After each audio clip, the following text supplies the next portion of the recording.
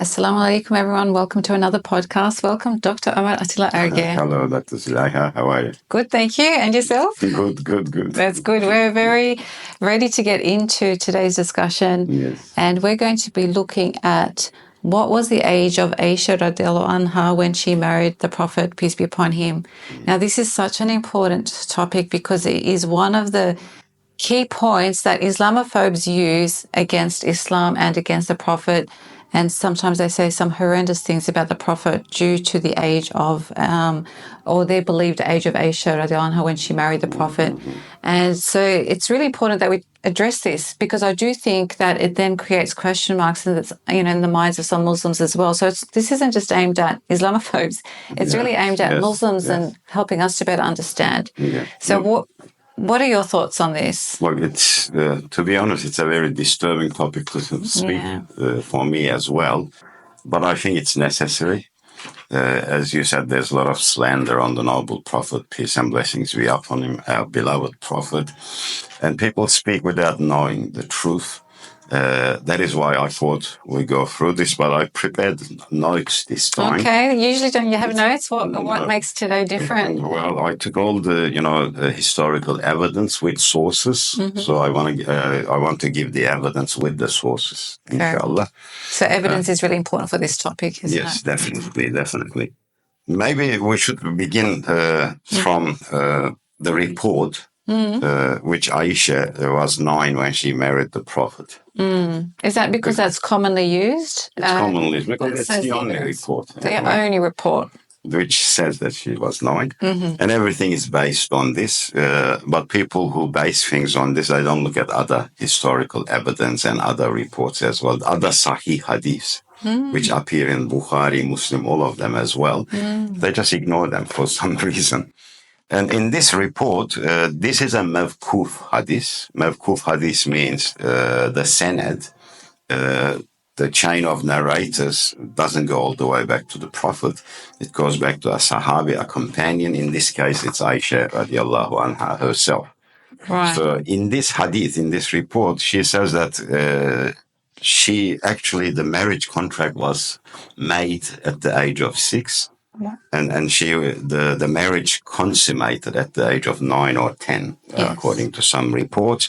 And there are a number of issues with this narration, to be honest, if it was taken literally, especially from a historical perspective, because when we look at the history, there's a really serious contradiction there. As in it doesn't add up with certain events? Yes, it just doesn't add up. Right. Because we know that the noble Prophet ﷺ was the most noble, decent, humble, honest man in history. There's no doubt about that. That is why, it feels bad when people start attacking him without knowing the history. So maybe we should analyze this with historical, factual evidence. I think we'll begin from what Aisha said first. Okay. So this is that hadith that you mentioned. Yeah, what does she mean? First, we'll have a look at that. Maybe I'll give you an example with the reference as well. Okay. There is a historian called Musa Jarullah. He has a book called Hatun.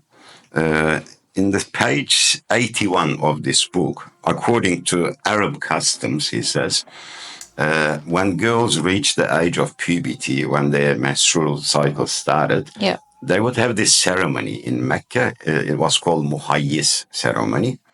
And after that, it means they entered into adolescence. And they used to be considered as a woman after that. And many of the Arab women, especially the noble ones amongst the nobility, they used to start counting their age after that time, after the ceremony. Right. So not at birth, not at birth. They would start counting. Because I'm a woman now, I start counting my age now. Okay. And if we look at Aisha's, narration where she says, I was 9 when I married the Prophet, we need to add, the time before when she began her menstrual cycle, so age of puberty. Yeah. And that makes her roughly about 17, 18, if you add that on top. Now, some people might say this is, very speculative. That is why I want to use some, very powerful evidence to support this. I think it's very important to use those evidence. Evidence that she would have been about 18? Yes. So this means that so she said she was 9 when she got married. So this suggests that she reached puberty at 9. Around 9, which is reasonable, for a female. And then plus 9, so she was 18. Yes. And so you're now going to look at historical evidence that supports that she would have been about 18, actually. Yeah. Can we really prove this? There are very strong evidences to prove it. Like one example I'll give you, and I can say that this is not an apologetic argument. It is based on historical facts. Actually, if we look at, for example, a book by Mawlana Shibli, he lived in the 1800s. The book is called al-Saʿādah. He was a very famous historian. And in his book, he clearly says that when Aisha married the Prophet, she was 18. Very clearly says it in his book. People can refer to this book. It's As-Sābiqūn, volume 2, page 9. That's a very important book because he's a very famous historian. There is another book called Khatam al-Anbiyā, Prophet Muhammad. It was written by Hikmet Berki, and he states that historical records show that Asmāʼ, who is the older sister of Aisha, she died in the 73rd year of Hijrah. After Hijrah, after the migration, at the age of 100. Asmāʼ died at the age of 100. Right. That was the 73rd year of Hijrah in Medina. Yes. This means that when Asmāʼ migrated to Medina, she was 27. At the age of 27. Many other historical records show that she was about 27 when she migrated. And we know by historical facts that Asmāʼ was 10 years older than Aisha. And we have many sources for this, 10 years between them. Between her younger sister. And that means that when Aisha migrated to Medina, she was 17. And we know by fact that she married the Prophet after they migrated. They did. They consummated the marriage after. Exactly. And some say about 6 months after. Yeah. So that would make her either 17 or 18 because she migrated at the age of 17. The stronger view is she was about 18 when she married the Prophet. Now, fourth historical evidence I can give here, but the previous one, people can also refer to this book as well. It is called Khatam al-Anbiyā by Hikmet Berki, page 210. Okay. So they can refer to that as well. Go read it if you like, yeah. Yes. Fourth historical evidence here is in the initial years of prophethood, when the Quran began to be revealed at the beginning, there were people who embraced Islam the first. And they gave them this title, Sābiqūn al-Awwalūn. A group of people they were the first to embrace Islam. They gave them this title, Sābiqūn al-Awwalīn. Now, it's very interesting. Aisha's name is mentioned among names like Jubayr ibn Awwam, Abdurrahman ibn Auf, Osman bin Affan, and Sa'd bin Abi Waqqas. They are the Sābiqūn al-Awwalūn, which means they embraced Islam in the initial years, which the Quran began to be revealed in 610. So initial years. This is very interesting. So if we take Aisha's narration, only that one, as a benchmark, she would not have been born at that year. It was impossible. Okay, so if we say she consummated the marriage at 9, she could not have been born because it's not possible because Islam was 12 years afterwards they migrated.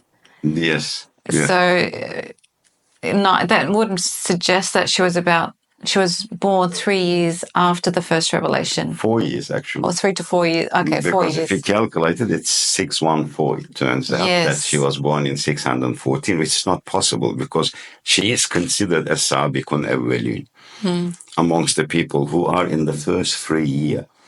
So that mathematically, it does not compute. That's another thing. So she would have had to be old enough to even accept Islam? Of course.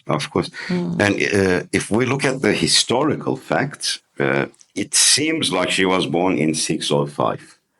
making her at least 5 at the beginning of Revelation and 17 during the migration. Again, if you look at all these different historical facts, it always turns out to be like she was 17 when she migrated to Medina.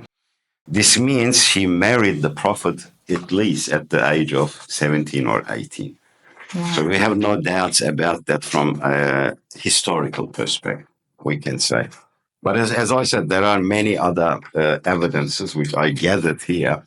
The reason I took notes, as I said, I want people to go and have a look at the references if they wish. So we are talking, academically. We're not just making speculations here. Yes. There is another very powerful source, which all Muslims, Ahl Sunnat wal Jamaat, will agree with, because they consider this person as a very powerful hadith imam, who is Imam Nawawi. Yeah. And in his book, Tahzibul Asmāʼ, volume 2, page 597, and there's another hadith which supports this as well.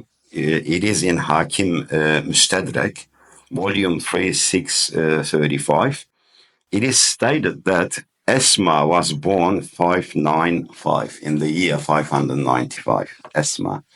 Okay, 595 years. So she's the older sister. She's older, and there's 10-year gap. There's 10-year gap. And she embraced Islam at the age of 15, Asmāʼ, because this hadith is about, this report is about Asmāʼ. And since Aisha is 10 years younger, that puts her being born in 605 again. 605. So 595, 605. And again, this makes her 17 during Hijrah, during the migration. So both of those suggest that she was born around 605, Aisha radiallahu anha. Yes. Based on these calculations. Yeah. And these are sahih. And they are reported by Imam Nawawi and also in Hakim Mustadrak. These are historical facts. So we have so many factual evidence, historical evidence against just one narration. But for some reason, people hold on to that narration. I think that's because of that Islamophobic, thing behind it. And they try to attack Islam through there. But these are all historical facts. Maybe another significant evidence comes from a hadith in Bukhari. Okay. Again, Sahih hadith. It is Fazaizul Quran, page 6.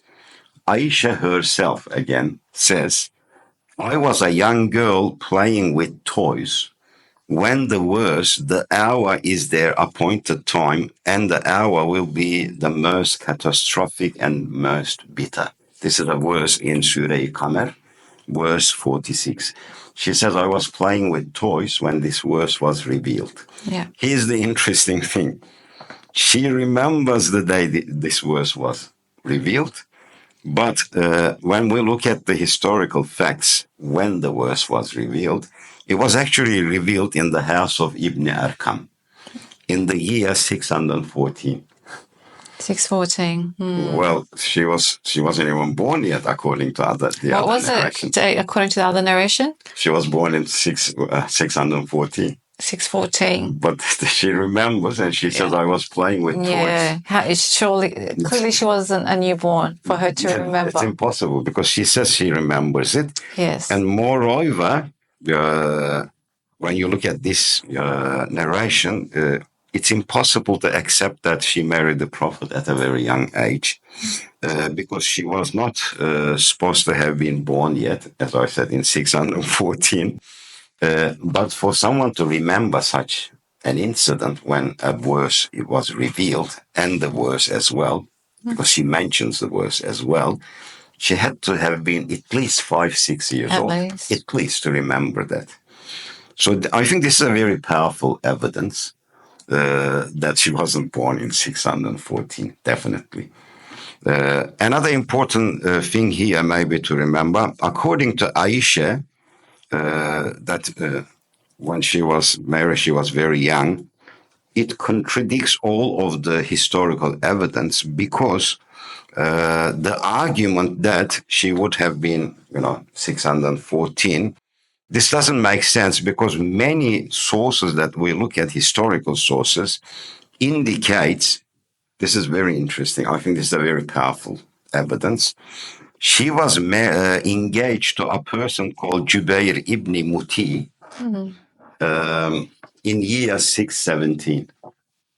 617. In the year 617, that is before the marriage contract was done with the Prophet, 3 years before. 3 years before. 3 years before. If she was 6 when the marriage contract was done, she had to have been, at 3 years old. Yeah, because initially she had a marriage contract with the Prophet, and then 3 years later it was consummated. Yes. So going on that I guess that 6 and the 9, that's where it comes from. Yes. So she would have had to be 3. 3, a baby. Yeah. When she was, engaged to Jubayr ibn Muṭʿim.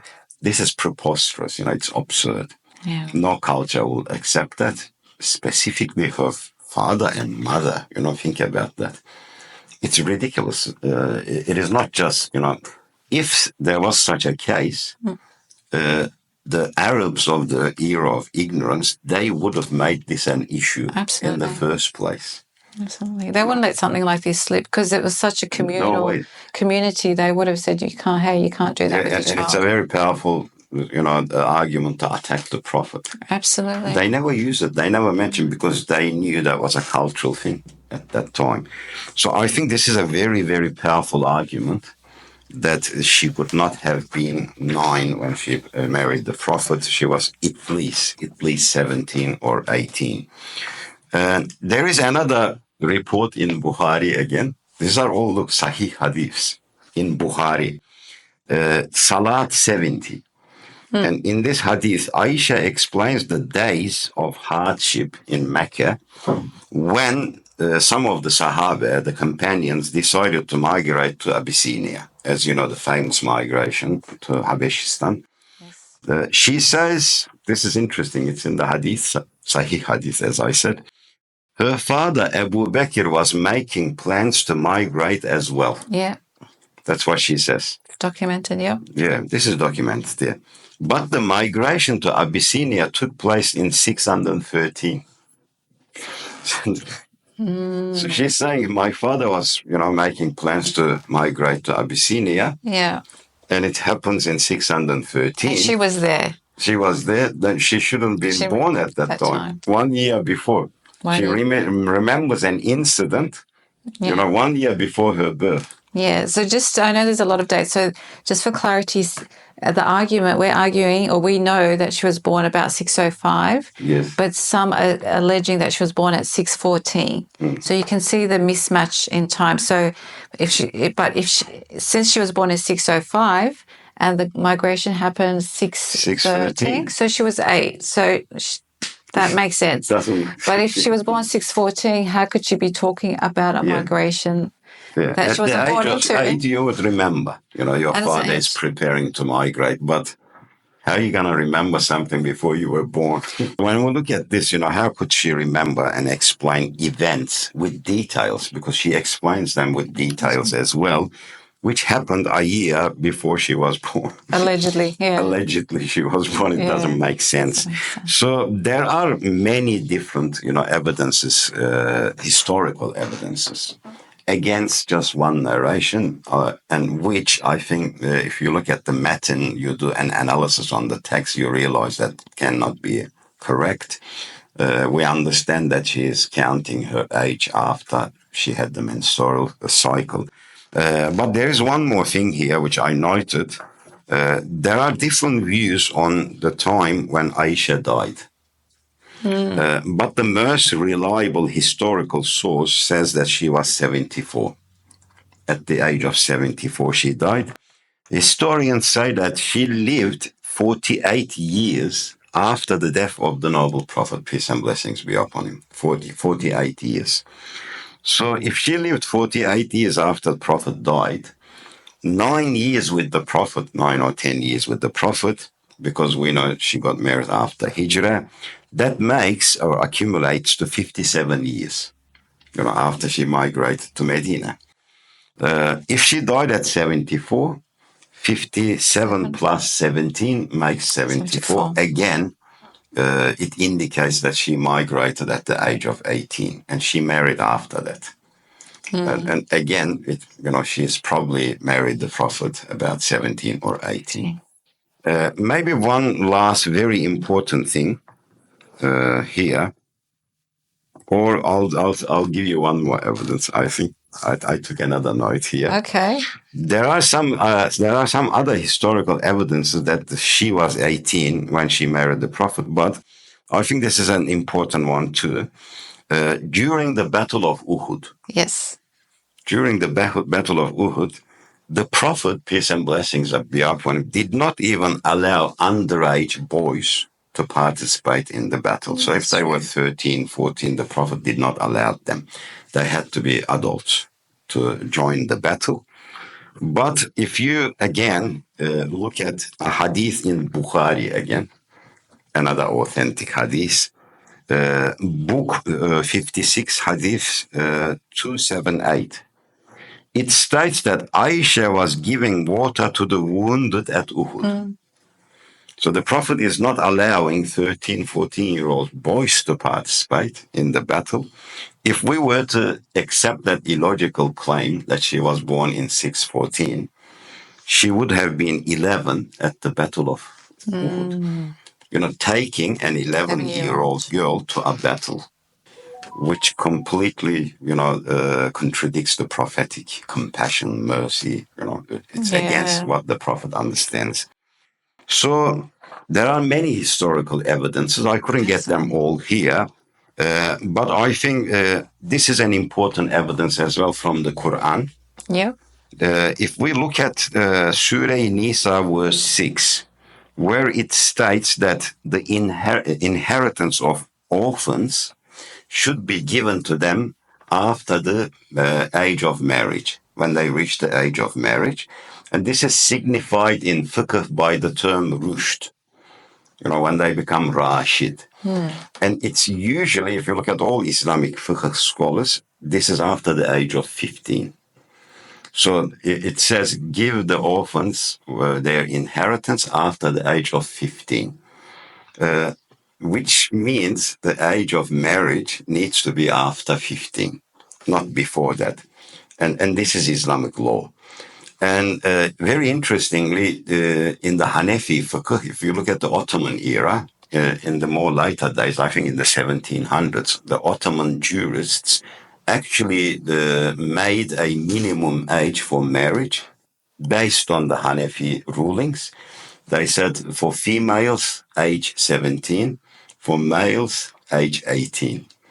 It's very interesting. Very interesting. So, there is no such a thing as, marriage at 9. And if people do that, they are not following Islamic, jurisprudence. They are acting against Islamic rulings. I would, clearly say that the age of marriage in Islam is at least 17 or 18 minimum.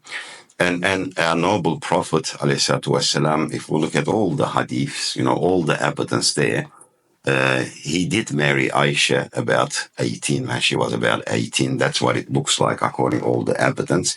But people, as I said, take one narration coming from Aisha against all these sahih, authentic narrations on the other side, and historical evidence as well.